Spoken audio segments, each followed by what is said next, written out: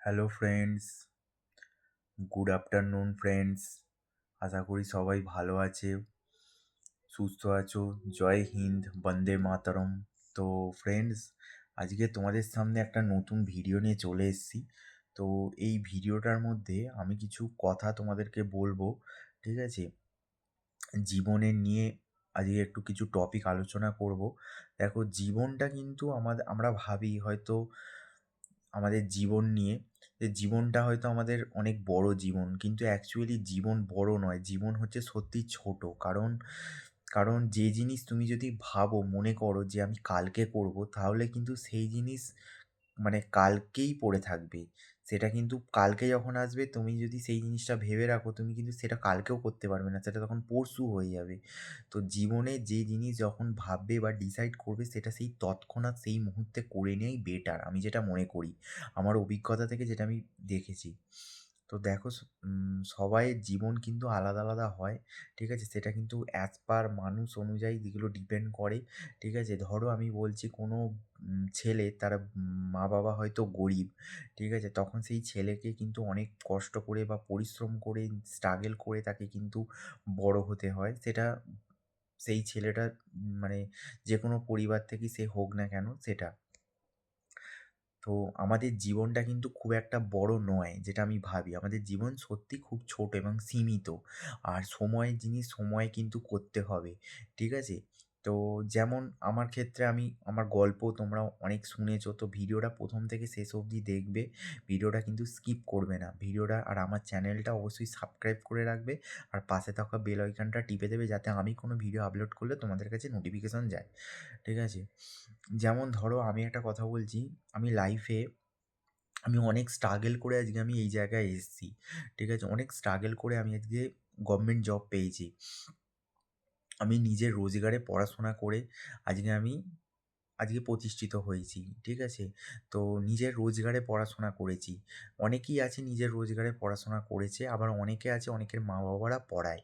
তো আমার মতো যারা ছেলেরা আছে, যারা নিজেদের রোজগারের টাকায় পড়াশোনা করে আজকে তারা সফল প্রতিষ্ঠিত হয়েছে সমাজে যারা, ঠিক আছে? তাদের কাহিনীটা একটু অন্যরকম। আর যাদের মা বাবা পড়াশোনা করিয়ে, হ্যাঁ, হাতের কাছে সব কিছু দিয়ে যাদেরকে প্রতিষ্ঠিত হয়েছে যারা, তাদের গল্পটা একটু আলাদা রকম, ঠিক আছে? তো তোমাদের কাছে কোন গল্পটা সবথেকে বেশি ভালো লাগে, তোমরা কমেন্ট বক্সে আমাকে জানাবে, ঠিক আছে? যেমন আমার গল্পটা তোমরা শুনেছো, আমি আগে প্রিভিয়াস ভিডিওগুলোতে সব আপলোড করেছি আমার স্ট্রাগল লাইফ নিয়ে। আমি আর সেইভাবে আর বলছি না এই ভিডিওতে, ঠিক আছে? তো আমি লোকের দোকানে দোকানে, ঠিক আছে, কাজ করে, সার্ভিসের কাজ করে, একটা মেশিন সার্ভিসের কাজ করতাম আমি, ইলেকট্রনিক্স ওয়েট মেশিনের। তো সেই ওয়েট মেশিনের কাজ করে আমি সেই টাকা দিয়ে আমি মাইনে দিয়েছি, পড়াশোনার যাবতীয় মানে বই খাতা থেকে শুরু করে সব কিনেছি, ঠিক আছে? শুধু তাই নয়, শুধু যে আমার পড়াশোনা খরচা চালিয়েছি শুধু তাই নয়, এমনকি আমার ঘরবাড়ির কিছু উন্নয়নের কাজও আমি করেছি। মানে ঘরবাড়ি আমার ভেঙে গেছে বা ঘরবাড়িগুলোকে রিপেয়ার করা, ঠিক আছে? এই সমস্ত কাজগুলো করেছি, এবং আমার পরিবারে কিছু টাকা করে আমি সাহায্যও দিয়েছি আমার সামর্থ্য অনুযায়ী, ঠিক আছে? আমার মা বাবা সবসময় বলতো, বিশেষ করে আমার মা আমাকে বলতো যে, "তুই তোর এই পড়াশোনার ক্ষেত্রে বা তোর হাত খরচের জন্য এই টাকাটা খরচা কর, এই টাকাটা জমিয়ে রাখ, ঠিক আছে? তুই যে টাকাটা উপার্জন করছিস, যেভাবেই উপার্জন করছিস না কেন।" ঠিক আছে? তো আমি দিনের বেলা এরকম লোকের দোকানে দোকানে, বাড়িতে, ঠিক আছে, মেশিনের কাজ করে, রাত জেগে পড়াশোনা করে, এইভাবে আমি দিনের পর দিন পরিশ্রম করে একটা সময়ের পর আমি সফল হয়েছি, ঠিক আছে? তো আমি আর সেইভাবে ডিটেলসে কিছু বলছি না। তো তোমরা যারা দেখো, অনেকের মা বাবা আছে কি বলো তো, যে ঘর মানে হাতের সামনে সব কিছু দিচ্ছে। তোমাদের মা বাবারা অনেকের আছে যারা হয়তো দেখো তোমাদেরকে উচ্চশিক্ষিত করাচ্ছে, পড়াশোনা করাচ্ছেন একটা আশা নিয়ে, স্বপ্ন নিয়ে। তারা কিন্তু সত্যি দেখো, তোমরা তোমাদের মা বাবার স্বপ্নটাকে কিন্তু পূরণ করো, ঠিক আছে? যারা তোমাদের মা বাবারা তোমাদের পিছনে পরিশ্রম করছে। আমার মা বাবা তো আমার পিছনে পরিশ্রম করার মতো সেরকম সামর্থ্য ছিল না, ঠিক আছে? কিন্তু করেছে, একটা সময় অবধি করেছে, যতটা পেরেছে করেছে। তারপর থেকে আমি নিজের পড়াশোনার খরচটা আমি নিজে চালিয়ে আমি আজকে প্রতিষ্ঠিত হয়েছি, ঠিক আছে? তো তোমাদের মা বাবারা তোমাদেরকে ডিপ্লোমা পড়াচ্ছে, আইটিআই করিয়ে বিটেক করাচ্ছে। তো তোমরা দেখো, তোমাদের কাছে সেই তোমাদের সেই সামর্থ্যটা, আর্থিক মানে সাহায্যটা বা সহায়তাটা তোমরা পাচ্ছ, যে আর্থিক সহায়তাটা আমি পাইনি লাইফে, ঠিক আছে? যার জন্য আমি পড়াশোনাটা বেশি দূর করতে পারিনি। কিন্তু আমি যেইটুকুনি পড়াশোনা করেছি, যেইটুকুনি যোগ্যতা অর্জন করেছি, যেইটুকুনি পেটে আমার বিদ্যে বুদ্ধি আছে, সেইটা থেকে আমি আমার জীবনের সবথেকে সেরা চাকরিটা আমি পেয়েছি। আমি এটা যেটা মনে করি। কারণ আমি এখন ভারতবর্ষের সবথেকে টপ লেভেলের গভর্নমেন্ট জবটাই আমি এখন করছি, ঠিক আছে? যেটার টি-শার্টটা আমি এখন পরে আছি, তোমরা দেখতে পাচ্ছ, ঠিক আছে? তো যেটার নাম শুনলে অনেকের গায়ে কাঁটা দিয়ে দেয়। অনেক মানে লোকেরা আছে যাদের মানে এই জায়গাটার নাম শুনলে তাদের মাথার চুল খাড়া হয়ে যায়, গায়ের লোম খাড়া হয়ে যায়, ঠিক আছে? তো সেইটাই হচ্ছে ব্যাপার। তো সেরকম জায়গাতে আমি চাকরি জুটিয়েছি, সেটা আমার যোগ্যতা দিয়ে আমি অর্জন করেছি, ঠিক আছে? তো যাই হোক না কেন, তো আরেকটা জিনিস আমি বলছি এই ভিডিওর মাধ্যমে, দেখো আমি লাইফে অনেককে অনেককে আমি লাইফে অনেক আমার দিক থেকে আমার মধ্যে যা জ্ঞান আছে আমি সেটা মানে নিঃস্বার্থভাবে আমি সবাইকে কিন্তু সেই জ্ঞান আমি শেয়ার করেছি, করি, এখনও করি। তো কিছু মানুষ আছে যারা ধরো আমার এই শেয়ার করা যে জ্ঞানটা আমি যে শেয়ার করছি একজন দাদা হিসাবে আমাকে সেই সম্মানটা দেয় না, ঠিক আছে? আমার নিজের মানে একজন আমাদের আত্মীয়ের একজন ভাই আছে, ঠিক আছে? আমি তার নামটা আর এই ভিডিওতে নিচ্ছি না। সে আমার সাথে এমন বাজে ব্যবহার করেছে, সেই মানে ব্যবহারটা আমি তোমাদেরকে মানে বলছি, মানে ও ব্যবহারটা মানে কীরকমভাবে আমি বলছি। তো দেখো, ও আমার থেকে আমি চাকরি যখন পাইনি, যখন আমি বেকারত্বের জীবনে ছিলাম, তখন সে আমাকে অতটা পাত্তা দিত না, অতটা গুরুত্ব দিত না। স্বাভাবিক, এটাই জগতের নিয়ম, যে বেকারত্বের অভিশপ্ত জীবনে কেউ পড়ে থাকলে তাকে কেউ ভাই পাত্তা দেবে না, ঠিক আছে? সেটা যে কেউ, আমাদের বাড়ির পাশের লোক, আমাদের আত্মীয়স্বজন সবাই, ঠিক আছে? তারপর যখনই আমি চাকরি পেয়েছি সবাই টনক নড়েছে, ঠিক আছে? প্রত্যেকে কিন্তু ভেবেছিল আমার বেকারত্বের জীবনে যে আমার দ্বারা কিছু হবে না বা আমি চাকরি পাবো না। সবাই কিন্তু ভেবে নিয়েছে, যেমন মরা মানুষ জীবিত হয় না, তেমন আমি চাকরি পাবো না, এটা কিন্তু সবার ধারণা ছিল, ঠিক আছে? তো সেই ধারণাগুলোই কিন্তু সবার পাল্টে গেছে। তো মাথায় তাদের বাজ ভেঙে পড়েছে, আকাশ ভেঙে পড়েছে যখন আমি চাকরি পেয়েছি। তো সেরকমই আমার একটা পরিচিত মানে আত্মীয়ের মধ্যে পড়ে, মানে আত্মীয়দের মধ্যে এক ভাই আছে, ঠিক আছে?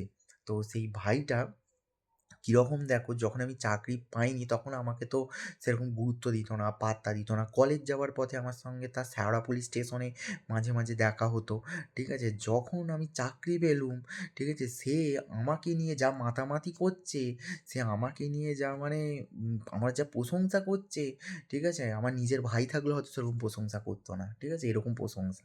তো এটাই হচ্ছে মানে বোঝা যায় মানুষ কেমন গিরগিটির মতো রং পাল্টায়, ঠিক আছে? তারপরে উম তাকে আমি যথেষ্ট পরিমাণ নিঃস্বার্থভাবে তাকে আমি সাহায্য করেছি। আমার মধ্যে যা জ্ঞান ছিল আমি তাকে বলেছি। তার ভাই এখন হচ্ছে মানে বলে না মানে কচি বয়সে পেকে যাওয়া সেরকম হয়েছে। কচি বয়সেও এখন পেকে গেছে। ও ভাবছে কি যে মানে আমি যেহেতু গভর্নমেন্ট জব পেয়েছি, ও এখন গভর্নমেন্ট জবটা অবশ্যই পাওয়ার ইচ্ছা সবারই আছে। গভর্নমেন্ট জব কে না চায়? সবাই চায়। ও ভাবছে কি আমি গভর্নমেন্ট জবটা এখনই পেয়ে যাবো। দাদা যেমন পেয়েছে আমি এক্ষুনি পাবো। আমাকে এক্ষুনি পেতে হবে।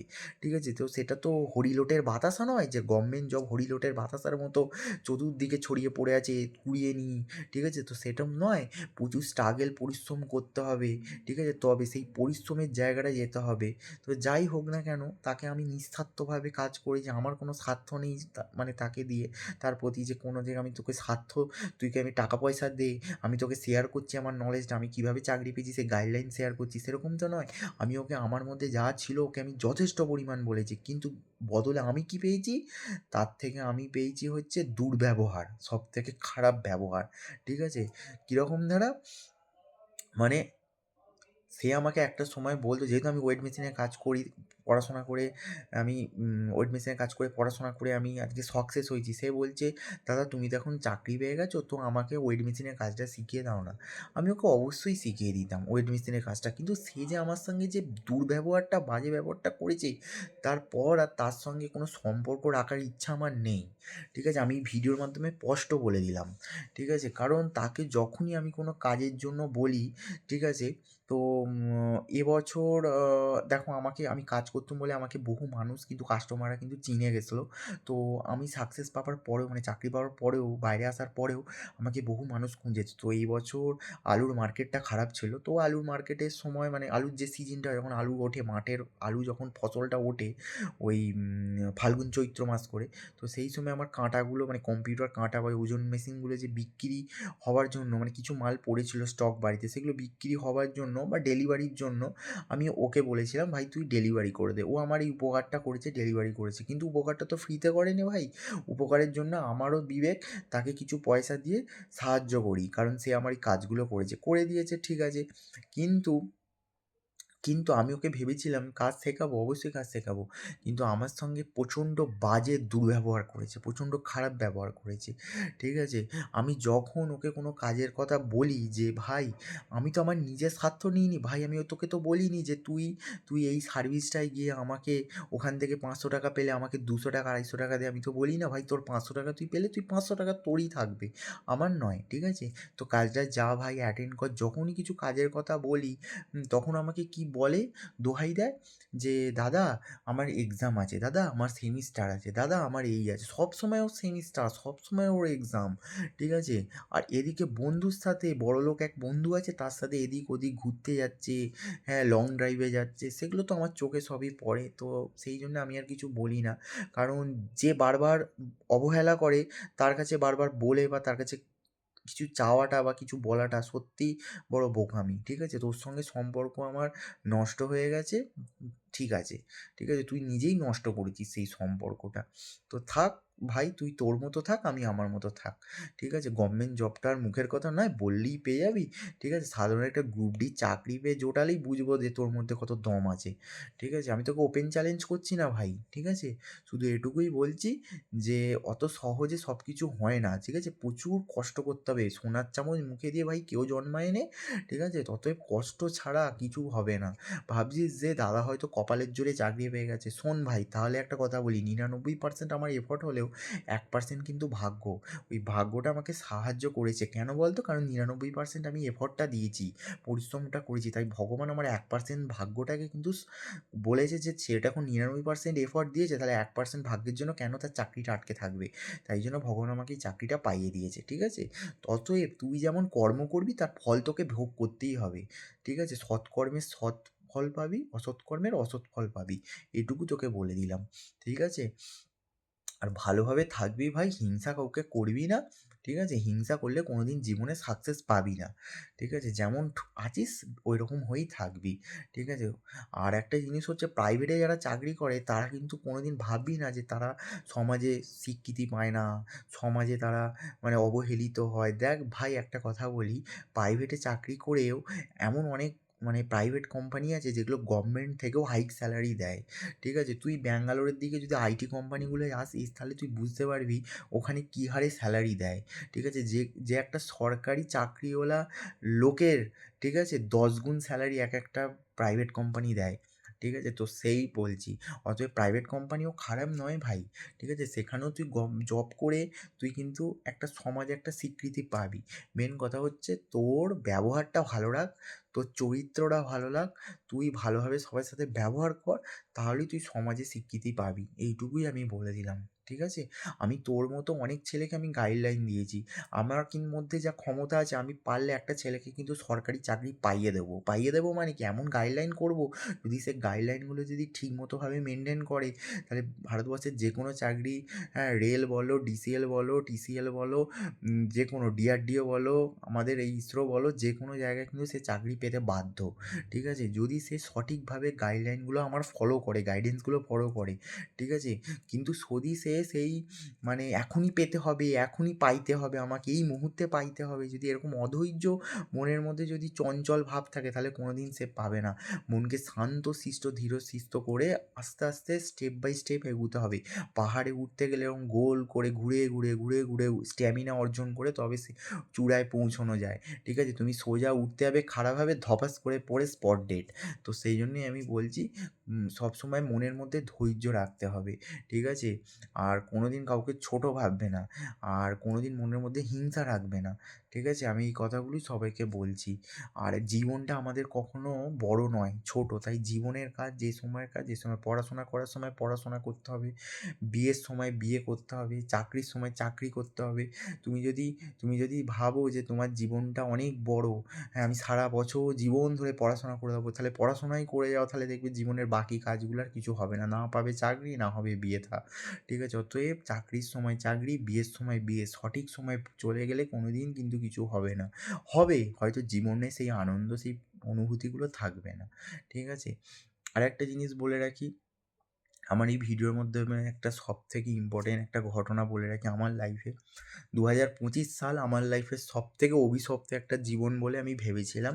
প্রথম দিক থেকে আমার লাইফে 2025 সালের মার্চ মাস থেকে, না ফেব্রুয়ারি মাস থেকে, 26শে ফেব্রুয়ারি থেকে আমার লাইফের সবথেকে ডার্ক পয়েন্ট ছিল 2025 সালে। তো সেই ডার্ক পয়েন্টটা আমার 2025 সালের 15ই আগস্ট অবধি ছিল, মানে 14ই আগস্ট অবধি ছিল।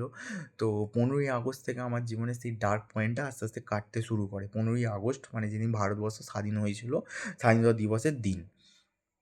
তো আমার জীবনে, তো আমি সত্যি একটা কথা বলবো, আজকে বলতে মানে বাধা নেই কোনো, আমার বলতে আজকে কোনো দ্বিধা নেই যে আজকে আমি সত্যি একজন ভাগ্যবান পুরুষ যে আমি এমন একজন নারীকে পাশে পেয়েছি। আমার মা আমার জন্য যথেষ্ট খেটেছে, পরিশ্রম করেছে। আমার মায়ের যে অবদান, মায়ের ঋণ কোনোদিন শোধ করা যায় না। একটা কথা আছে না, সত্যি কোনোদিন করা যায় না। এটা একদম ধ্রুব সত্যি কথা।